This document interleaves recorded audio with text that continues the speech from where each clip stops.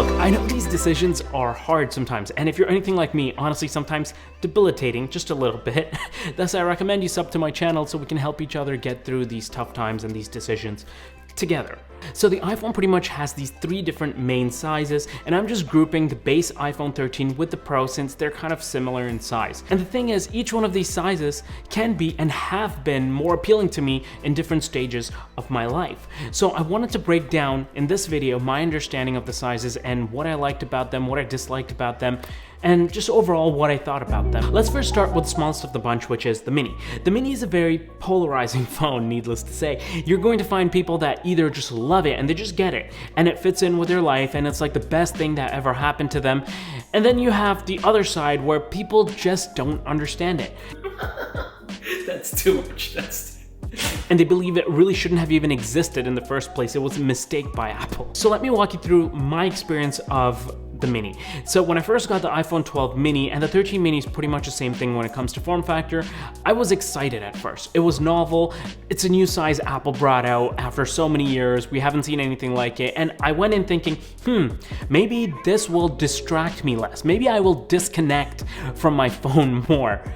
Unfortunately, the phone just ended up annoying me. Here's why. Firstly, I realized that the size of the phone isn't really gonna change me and my habits. If I wanna disconnect more from my phone, I actually have to commit to it and bring forth an identity change. And secondly, as I started using it more and more, certain things that enabled me to actually get work done on my phone, which I was using the phone for, were becoming tougher. For example, battery life wouldn't even last me the day, and I'd think twice even before using like GPS out on the road. And I mean, the phone was so small that sometimes I would have even trouble typing, right? I would just generally make more errors, and browsing Safari, doing tasks or emails and stuff like that, it just felt more difficult. So I thought to myself, who on earth would want to use this phone? This thing is like frustrating.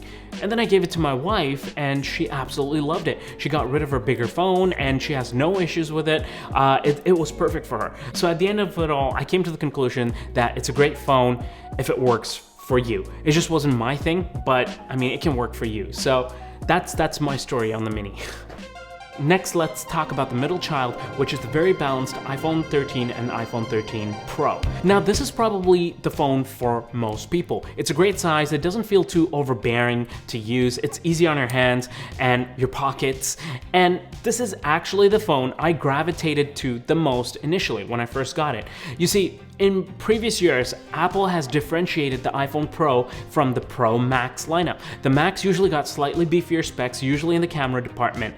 And this time around, refreshingly, the iPhone 13 Pro and Pro Max were pretty much indistinguishable. So this was my daily driver for several weeks. I loved it. The smaller size meant I could even rock this without a case.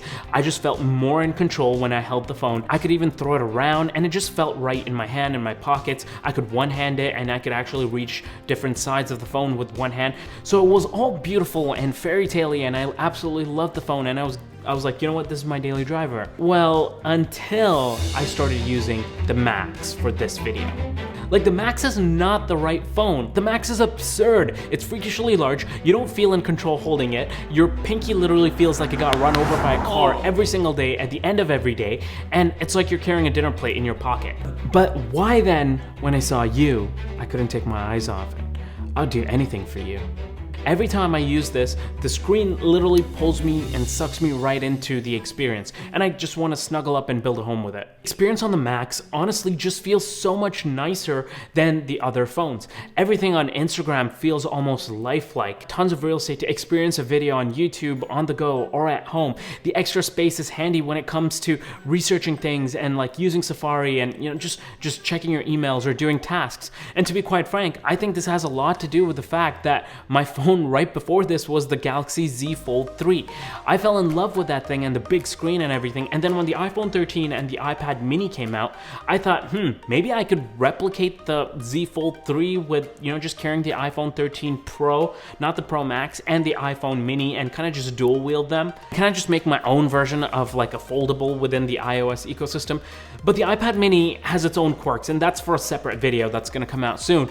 But eventually, over time, I felt that this iPhone 13 Pro Max kind of just replaced my iPad mini, and it also doubles as my phone. So why carry multiple devices?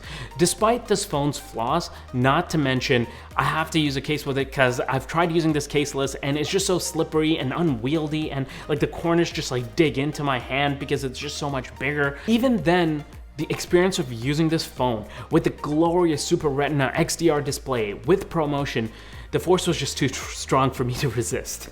Like I just had to use it. So overall, I'd say this phone is not for everyone. Actually, it's not for most people. It's big, it's cumbersome to hold and carry, but if you're looking for the best immersion or experience possible on an iOS device that you can carry with you, it can't get better than this. Not to mention the insane battery life that you get with it as well. Alright, so that about sums up my video. And I'd say all three phones are great, and you can't really go wrong with either of them as long as you choose what's best for you. Don't do too much on your phone and you simply need something to just carry around to be reachable, then the mini is a great option. The regular 13 and the 13 Pro is a perfect size for most people, and you should probably use that as your baseline when you're considering an iPhone. And as for the Max, well, as the name suggests, you get maximum immersion and experience with it, but at a cost. In any case, I hope you enjoyed this video and it was beneficial to you guys. I would love to hear your guys' thoughts on the matter. Do you guys have an iPhone mini or a regular iPhone or the Pro model or the Pro Max model? Which one did you get and why? Love to hear in the comment section down below. If you liked this video and found it beneficial, then please consider hitting the like button. And if you like content around tech, gadgets, filmmaking, and lifestyle, I would absolutely love it if you guys considered subscribing and turning on the notification. And I'll see you guys in the next video. Thank you for watching. Take care, stay blessed. Peace.